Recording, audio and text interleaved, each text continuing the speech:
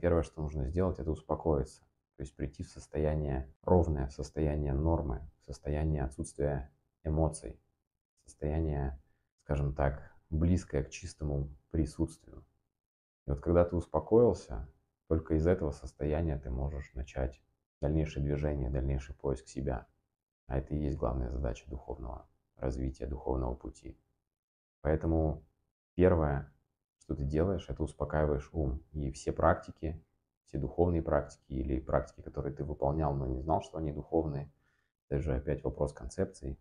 И суть в том, что, например, медитация, она отвлекает тебя от концептуального ума, и таким образом этот концептуальный ум успокаивается, потому что ты не даешь ему своего внимания. За счет этого успокоения тебе как бы становится хорошо. Ты приходишь в норму, в свое естественное состояние. Естественное– это состояние покоя, состояние некого удовлетворения, можно сказать, тихого счастья, когда тебе ничто не мешает.